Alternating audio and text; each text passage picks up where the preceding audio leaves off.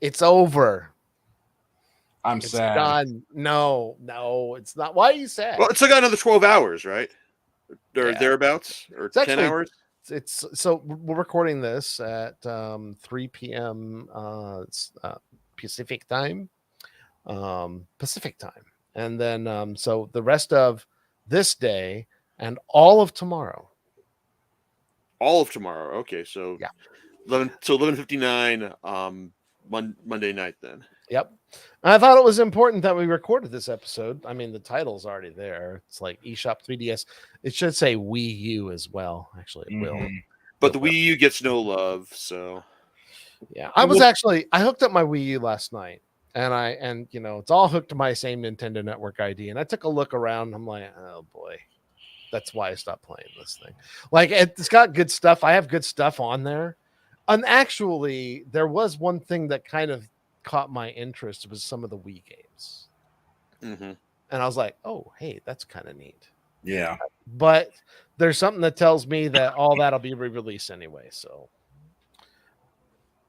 anyway, No, you're right there, and I just don't think there is much of an urgency with the Wii U, and that's why it's probably excluded up from the title. The 3DS is a more detrimental loss because of the design of the console. I mean, it's a 3D console without having to wear glasses. Games designed specifically for 3D, and we're never going to have this experience again. Whereas with the Wii U, it's like, yeah, there's games on there that you can get before the eShop closes that are for Wii U or even for Wii.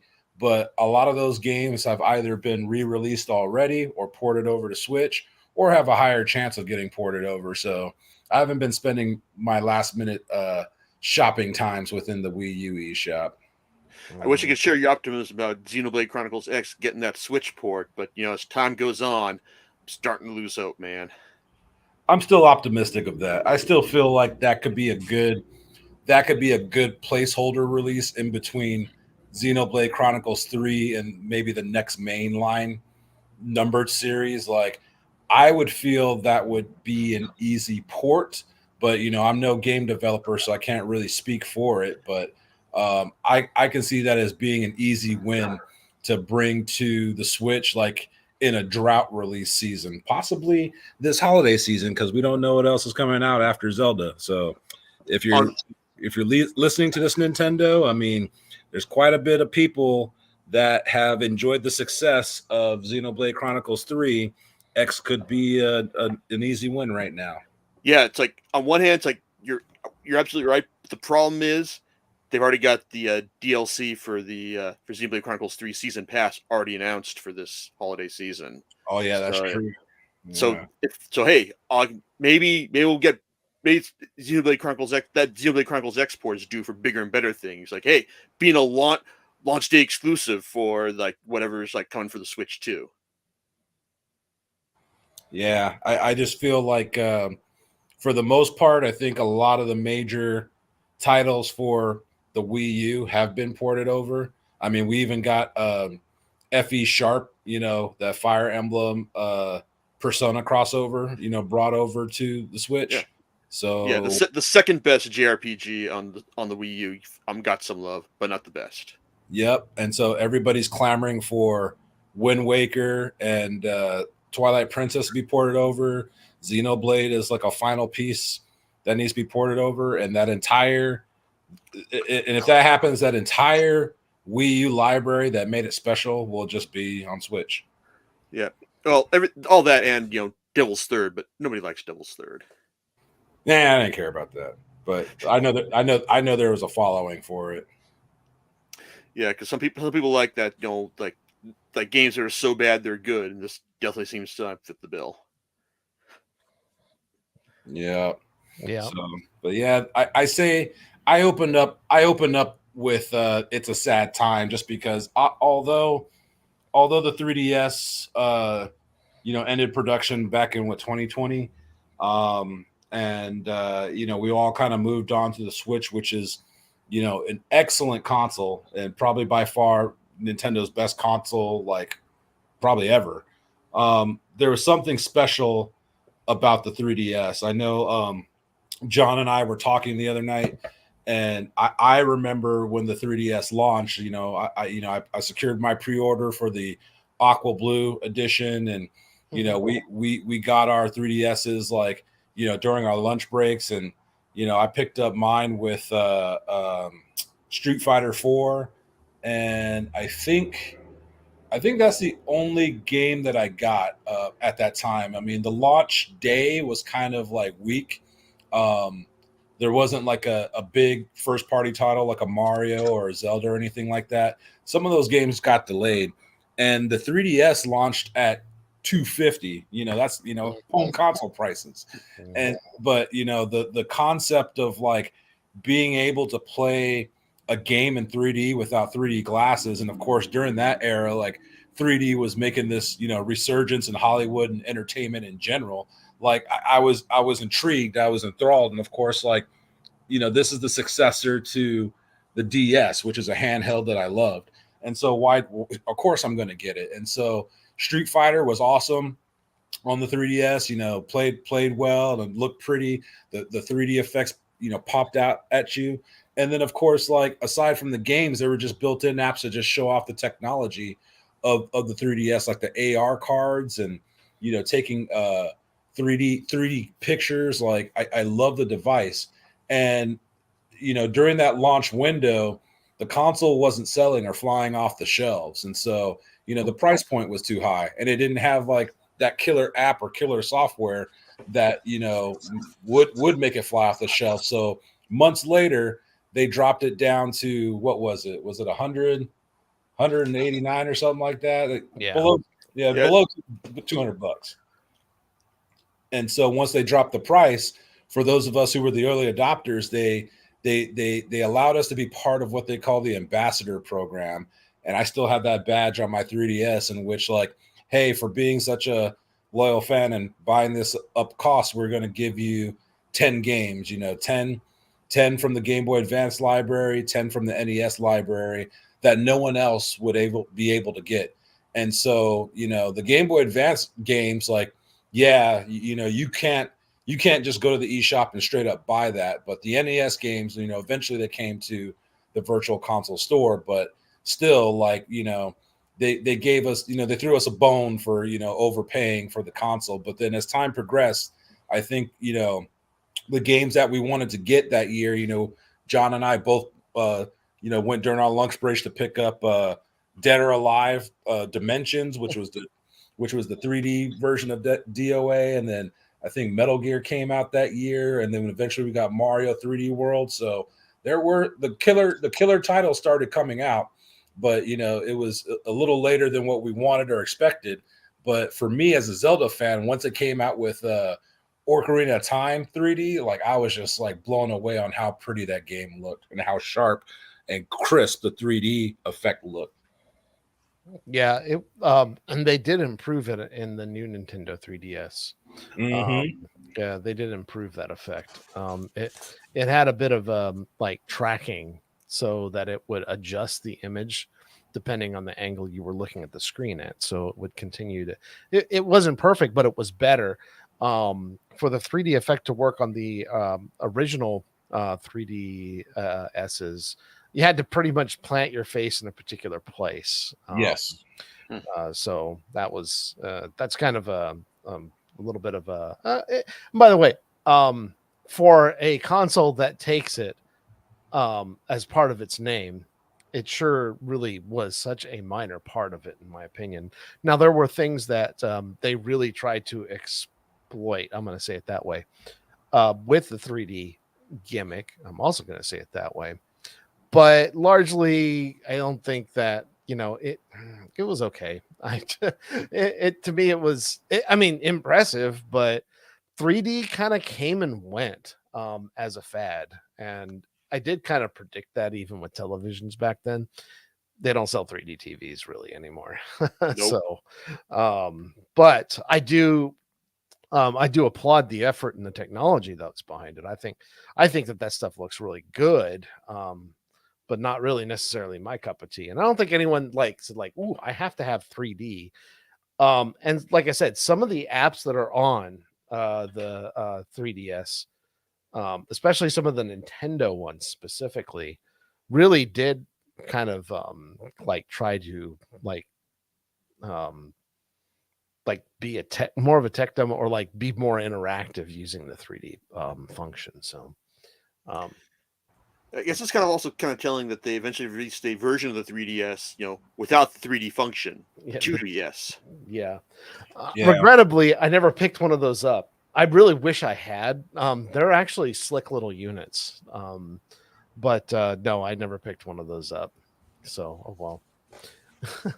Now, because the first iteration of the 2DS kind of looked more like look a little bit too toyetic, just a singular slab, in kind of like a weird kind of slanted wedge of cheese looking design. And so Yeah, I did, non-foldable. Yeah, yeah, the non-foldable one, and I was like, yeah.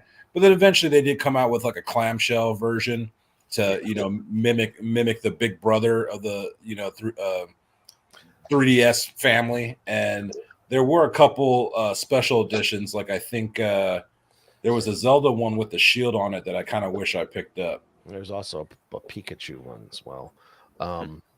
But the yeah, so the differences between that flat wedge, I'm going to call it the wedge, is that it is not just only that it could not fold, and the new 2DS could, but it was also underneath that really funky name, which represented the update to the hardware called the new Nintendo 2DS XL, Mhm.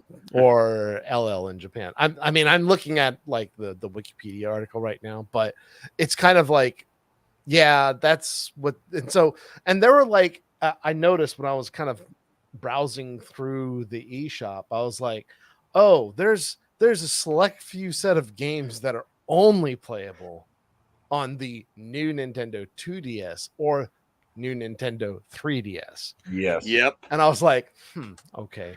I know one of them's like Xenoblade Chronicles 3D, but then there's also a few that I understand. Well, while they technically play on the like on the 3DS and the new 3DS, they actually only play decently on the new 3DS.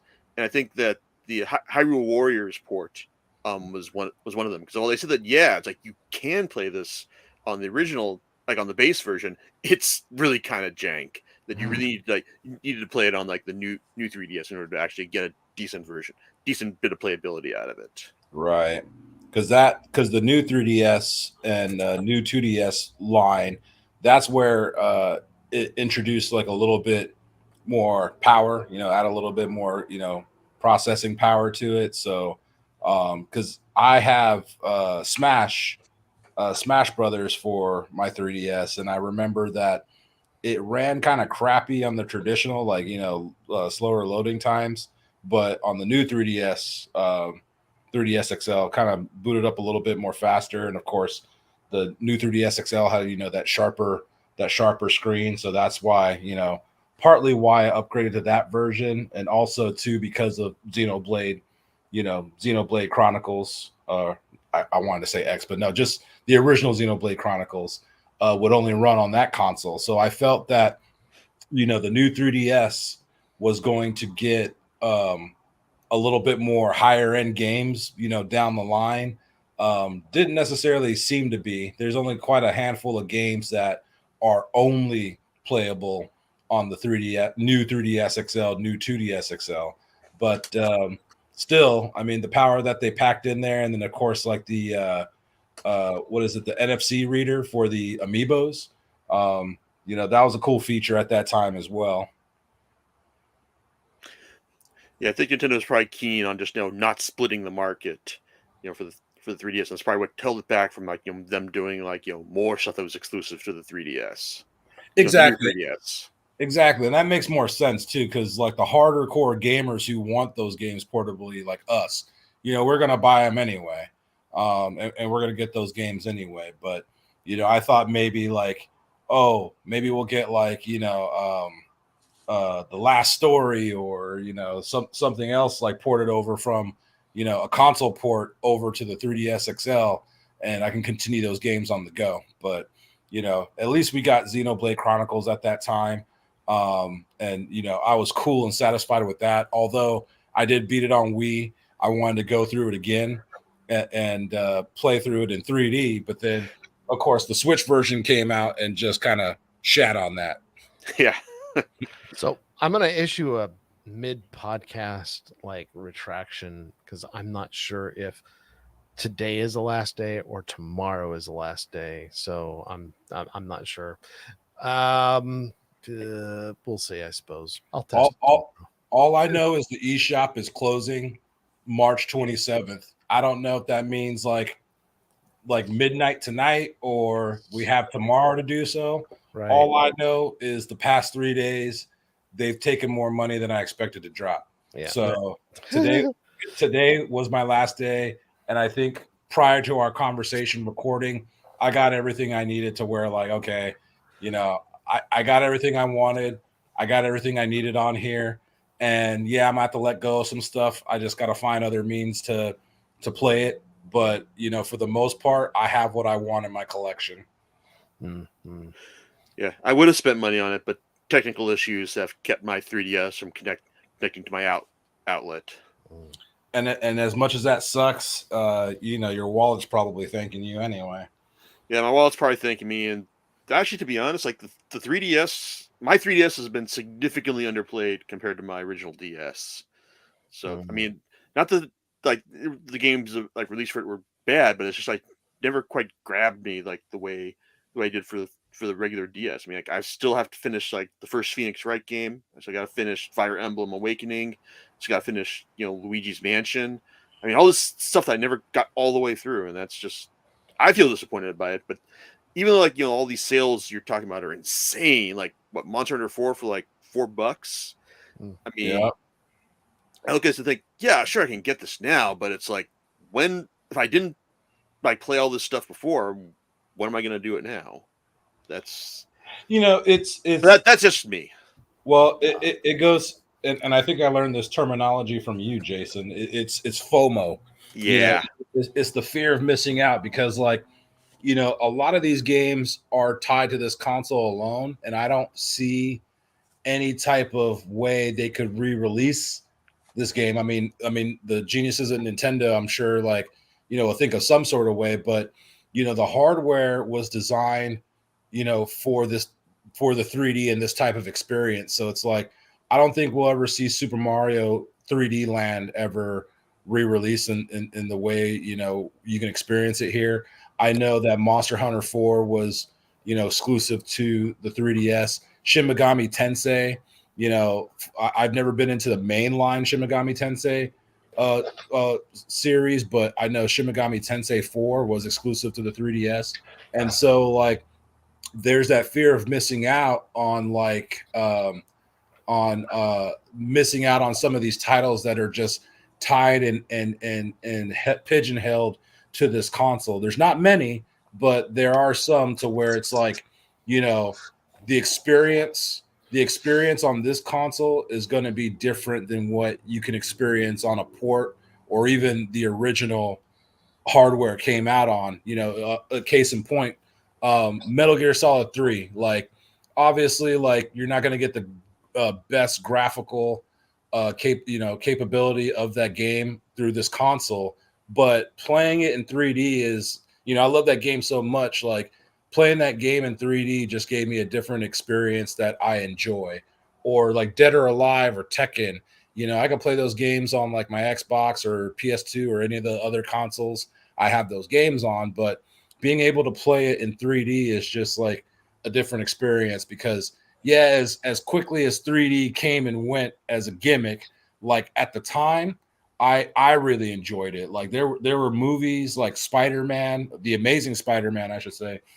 There were movies like The Amazing Spider-Man, Avatar, that, when there was a 3D version of it, I would always want to see the 3D version of that film because I honestly thought that was the way of the future. And we were this close, and I'm pinching my fingers here.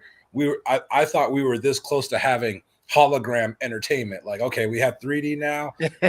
Now, Mhm. now we're gonna have hologram televisions, like when Luke or when R2D2 and Chewbacca were playing hologram chess. Like we're that close to it, and so like the fact that Nintendo came out with a 3D device without having glasses, and if you like you said, John, in the original model, you have to have it positioned just right to really see that effect, but then like with the eye tracking on the 3DS XL, I mean that depth and that like stability of 3D because of the eye tracking, it really popped.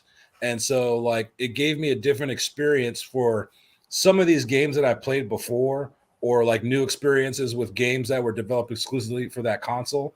Like, I still like going back and playing them to this day. And so like, yeah, we might not have the time. We might not even have we might not even be able to play these games in our lifetime. However, they were low enough to where, yeah, Monster Hunter, not into the franchise, but for $3, I'll buy Monster Hunter 4, and one of these days I will play it.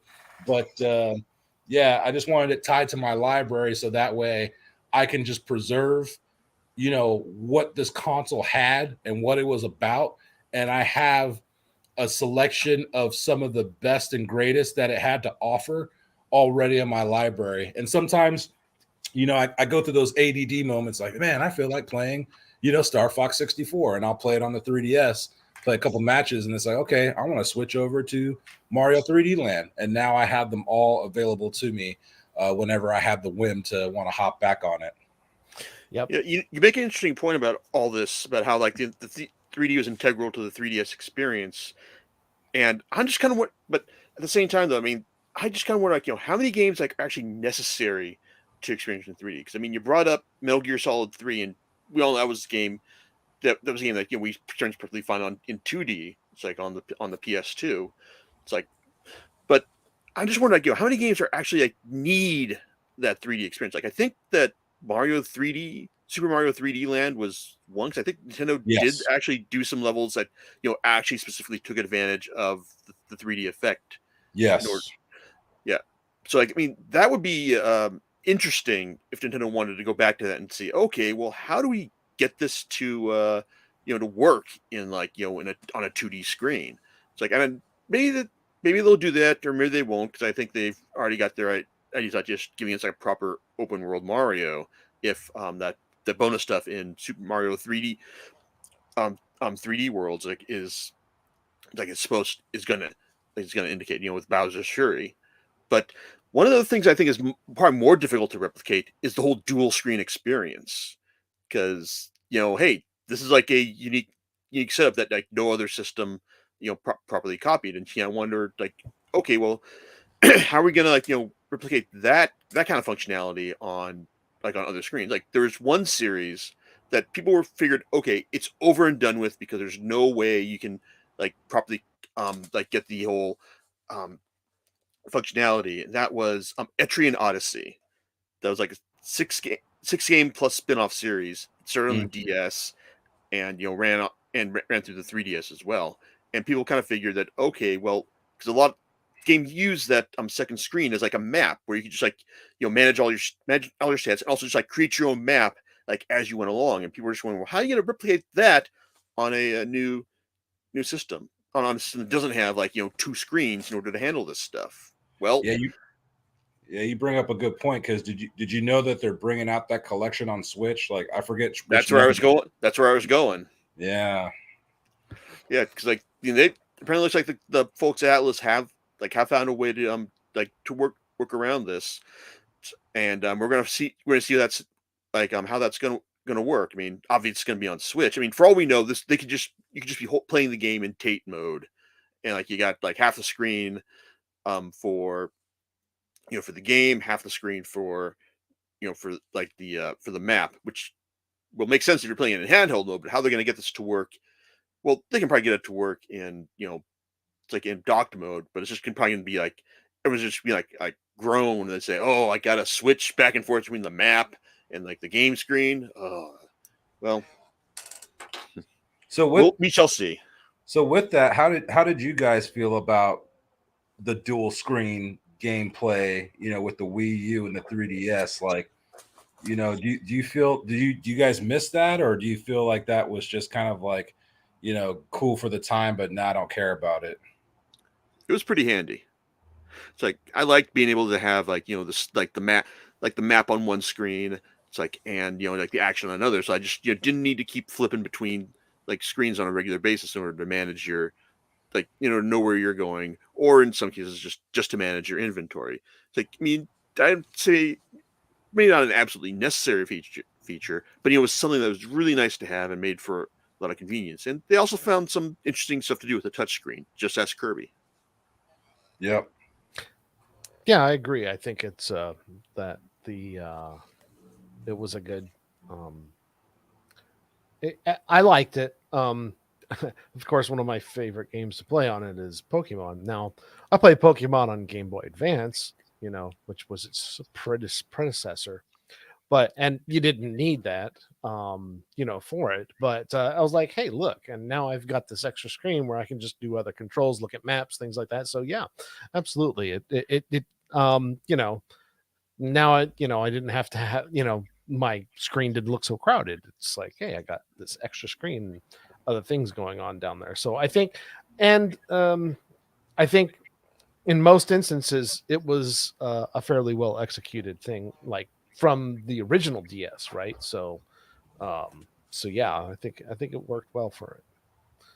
Yeah, not just the DS or 3DS line, but that's one thing I liked about the Wii U and appreciated, because it gave us that secondary screen in a home console television format. Because I've been going back and playing Twilight Princess, and it was handy, when I'm playing on the television and focusing on that. But then I had a map, and or my inventory available to access really quickly and continue playing, or I could just like switch to just playing on the tablet, and then have TV playing in the background. And that's one function that I do miss. And of course, the Switch is the successor to that, and the Switch is dope and successful in its own right. But then, like, when we think about a Switch 2, like what could they improve upon with the aside graphics and horsepower, what else functionality wise could they improve upon that would set a new Switch apart from the old Switch? And a part of me kind of wants them to kind of explore, bring back that secondary screen function again. I really did miss that. And I'd say they have to tread carefully there. Hmm. Because I don't, the Wii U was not particularly successful as a console. No. It did have that concept of two different screens, and I certainly saw what they were going for. Even playing around with my system last night, just looking at it, and I was like, okay, but the Switch does things in a different way than that, and yeah, so you know, uh, a tough act to follow. Yeah, maybe. I'd like to see what they do. Um, to see if they could do that. And I think yeah. There's no way to know. Maybe they'll just upgrade the processor and and just the hardware specs, and that's it. And the screen. Maybe there's some more touch capacitors. Who knows? Like uh, but or just better resolution overall. Just all of them the new ones will just have OLED screens and all that. But to have a second screen with the Switch, I think, I mean, this is going to depend on how they execute this concept, or what they're going to do with it, or if Mm. they just want to like say, hey, look, it's faster, better, and the graphics are better, and does things a little bit better. So I don't know, has more memory or something, or maybe and I will say there's two things about the Switch. I know we're supposed to be talking about eShop 3DS, but one of the things about the Switch that's kind of a problem though still is the Joy-Con drift Yeah. issue. Like it's a manufacturing issue, if I'm not mistaken. Like they have to redesign that. And you know, I guess battery life, but then you know, I have a Switch Lite and I have a Switch, and I'm happy playing with both, just depending upon you know the usage. I kind of hate the fact that I have, you know, I like the fact that with a DS, I could just kind of flip it closed and know that both screens are kind of protected in a way. I kind of hate the fact that I have to put my Switch Lite into a case and you know kind of protect it from things, or even you know let's say you don't even have a Switch Lite and you just have a Switch and you want to you know use its you know obvious portability. You got to put it in something. That screen is not you know indestructible, and it's open face. It's like an open face sandwich. um you know, so yeah. Let's see. I'd like to see how the engineers kind of tackle this, because I think that the Switch, which is really an evolution of the 3DS in a lot of ways, was something that you know it's either you know Microsoft and Sony just don't care to try to replicate, because I haven't seen them with anything that's even close to that. They don't even have portable. Of course, we also know that portable gaming was targeted by Steve Jobs and you know and successfully attacked and killed, I will say. For the most part. You're not wrong. For the most part, you know, like from a console, strictly a console kind of a perspective. Now, and if you think about the 3DS and everything that it represented, you know, and I don't game on my phone. I did for a bit, but I really don't game on my phone. I don't want to. I'm not saying that there's not great things. I mean, there's even Pokemon Go, but I've never played a single minute of Pokemon Go. I have never even downloaded it, and I like Pokemon. I think the only thing I tried was that. Remember, they had that Sonic game. It was like you'd like get the rings and crap, and I was like, oh, okay. That amused me for all of like 10 seconds. Now I know that they have other strategy games and other, you know, I'm all right. Great, fantastic. I know you can play a lot of games on it, but do I care to invest in that system? Not necessarily. It's just not. It just has not interested me. Does that mean that they're not games worthy of playing? No, I didn't say that. But you know, the only thing that's kind of stands in the way is like you know the Switch Junior. We'll call it that. It's kind of like it's competing kind of for that space, but only for that space. Thoughts, comments. That's what I'd have to say about that. So yeah, well, I mean, Nintendo designed and built the handbook when it comes to portable gaming. And so, you know, going back to like, you know, Game & Watch.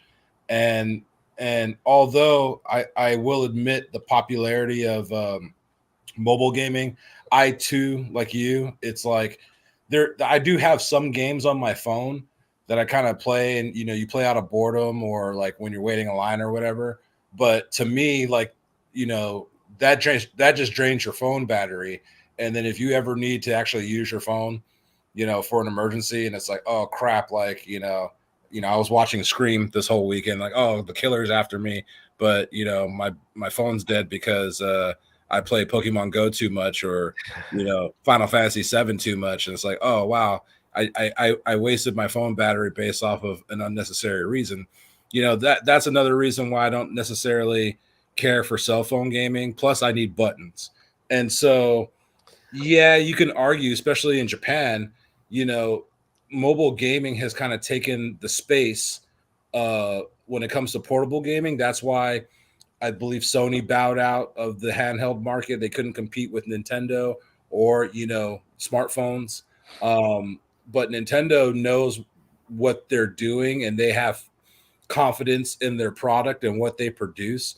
And so they've remained strong within that market space. Now, you know, dedicated handheld gaming like the 3DS, I mean, that's gone.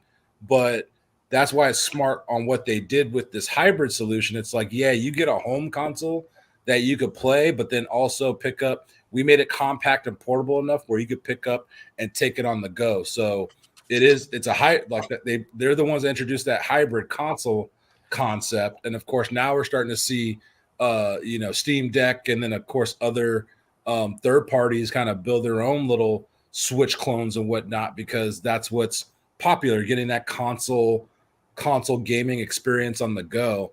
And you can argue that with the mobile space, like, yeah, I mean, you can't really get that experience on the mobile space. However, there are console grade like games for the iPhone. So, I mean, I got Symphony of the Night, on my phone, even though like I don't really play it on there that much. It's cool knowing like one of my favorite Castlevanias is there. But am I going to really play 4 hours of Castlevania on my phone versus like on the PlayStation or Xbox? No, not really. So to me, it was kind of a waste of money. But I don't necessarily, me personally, I don't see mobile gaming as like true competition, but yet it is like that. That's just a fact. But I will stick to the dedicated consoles, dedicated handheld devices that are built and designed for portable gaming for that function alone. Not communication, not video entertainment. Like I just want portable gaming, and Nintendo like gives that to me. So it just kind of sucks that I mean they're kind of, I don't want to say they're bowing out, but they just found a different way to introduce it. So and I say that because Nintendo's always had like a home console and then a handheld console, always released in tandem. Well, now we're just going to have that one. I mean, you could argue, the Switch Lite is that handheld, but I mean, it's the same console. It's just more of like a dedicated handheld than than it is like a home console. But I mean, it's the same device, same system. So I don't know. We'll see what the future holds for them moving forward when it comes to this hybrid model, or if they decide to go back and do dedicated handhelds again. But either way, when it comes to handheld gaming, Nintendo's always been, the number one for me. Oh yeah, for sure. I still own all my little consoles, so I love them. Going back, except for, I mean, for the Game Boy, it's the Game Boy Advance SP, which pretty much sums up like the Game Boy platform. I mean, yeah, and at least for me, frankly. I think at least for me, the oldest I have is a DS Lite. Pivoting on Nintendo handhelds and value, it's like we talked about this the other day. If you go on eBay right now, if you go to the secondary market and look up prices on 3DSs right now, I mean, the prices are astronomical, especially for special edition ones. And so like I do have a DS Lite and my 3DS, but I kind of want to go back and get maybe just for my collection, like a Game Boy Advance Micro, or even an SP. And they're a little bit more than what I'm willing to pay for, but if you have them, keep them. Yep. And yeah, I'll still play my, and this is the thing. There are a lot of things on the DS that people are still going to continue to play. Pokemon is definitely one of them, and will continue to, hopefully be supported. I think tomorrow or the next day or a day and a half, we're going to see like, I think that and I haven't read this, maybe you guys have insight on this, but like the support for the DS, the 3DS, I should say, like, and what they're going to commit to, patches and things like that, like, but what are they going to have? I don't know yet. I don't know. Will you be able to like still download patches for games? Yeah. So good question. Can it still join the Nintendo network? Absolutely. I believe that's not even going to be off the table. But as for patches, they did make these updates available in the eShop. So if they shut it down completely, that might be interesting. So I don't know.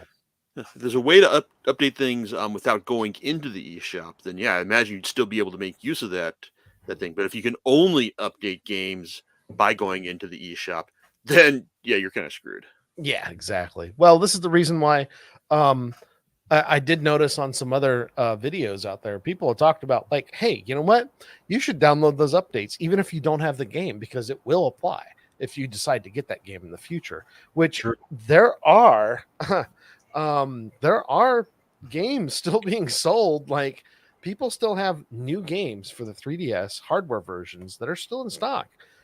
And yeah, they might be a little higher than retail, especially I think right now. Mm-hmm. But yeah, you can still get this. You can still get some of these. So Yeah, because the other day I fired up Mario Kart 7 and I had an update for that, and I was like, oh, thank God that I fired this up before the store closed. yep. So I would say, and here's two things. Here's my kind of two pieces of closing advice for people. I would say number one, um, make sure you have all your updates just in case. Number two, launch your software that put your cartridges in, make sure that you don't have any, launch it, see if you have any updates. That way you're just prepared. Because I'll be putting up this video and this podcast, right after we're pretty much done. In fact, I should have just done it as a straight up live stream. But then the third thing is that, and here's something I totally slipped on, Myron, and I went into my re-download section. I didn't even think about that until like Friday. I went into my re-download section because I had the first Mighty Switch Force game, and I'm sitting here I'm staring at it in the store, going like, I have this game, but it's not downloaded to this, and my Nintendo 3DS images, but I still have like my ambassador certificate, like you were saying, and all my other games that came with it. That one was still sitting there. There were several other games that were just sitting in there. And I was like, oh, well, I better just I better download all this stuff. So I did upgrade my memory and all that other stuff. And I made sure that I pulled all the stuff that was in my, I purchased, but I haven't re-downloaded it. Q. So I think I got to do. I don't think I have anything, but thanks for bringing that up because like now I got to check. Yeah, it's worth checking. I would say I was like, oh, and maybe there's some things that like, yeah, you didn't care about, but like I said, I was like, my Switch Force, I was like, wait a second, I have this game. So yeah, because in the beginning of the 3DS, there was only so much storage that we had on our SD cards, and for all I know, like I could have deleted some stuff to make room, and then as I upgraded my memory cards in the future, just never really went back to, all right, let me re-download this again because now I have space. Yeah, it came with a 4 gig card, and then it will take a now by their own specs, it'll take a 32 gigabyte card, so you can actually you can get higher sizes than that. But I believe that the downfall, like some of the one of the disadvantages of doing like a higher one, is that it slows it down a little bit. Is that correct, Myron? That is correct. So in preparation of this moment in time, last year I did buy 120 gig micro SD for my 3DS XL, and use the utility to format it so it could be read. Like the only downfall, and part of it too, is like I got a lot of games on it, like on the main menu tile, and so when I power on the device, it does take quite a bit to load up everything. So you got to be patient, because then you'll see like a black screen, like, did my 3DS crash? It's like, nah, it's just taking a minute. So that's the only disadvantage, is like, it's only a few extra seconds, but to some gamers, like those seconds matter. So just be wary that, yeah, if you do put in a higher capacity card beyond the supported version Nintendo recommends, it's just going to take a little bit longer to read. Yep.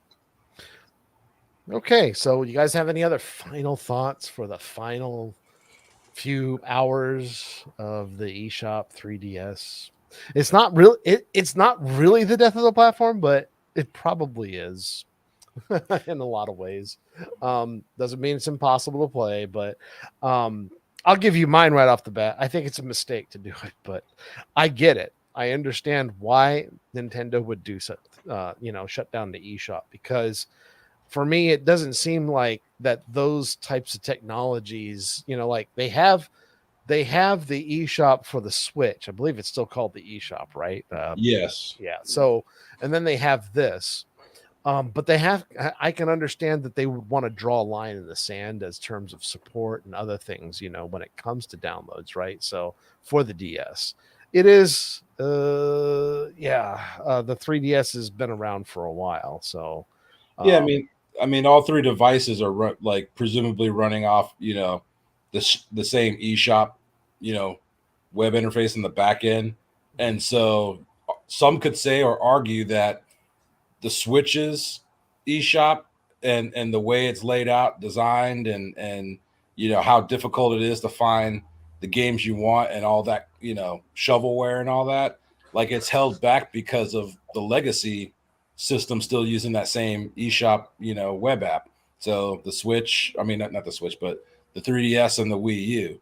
So to your point, yeah, I agree with you. Like, yeah, in order for them to move forward with whatever they're going to do next and revamp their, their digital shopping, platform, like they have to get rid of the old. yeah. Well, anything else, guys? Yeah, it's it's sad that all this stuff is going away, but at the same time, it's like, I don't know, it's like I can't say like I have got any like stuff that's gonna make me go, oh man, it's like I'm gonna miss not being able to play this, because I've still got stuff on my 3DS that I still need to play right now. It's like, if anything, I'm more sad that it's like that for the Xenoblade Chronicles X, to go back to that again. It's like, I mean, yeah, you'll still be able to play the disc-based version, but it also had these download like bonus packs that assisted with loading the game. It's like that they're going to go away when it's like when the Wii U shop shuts down.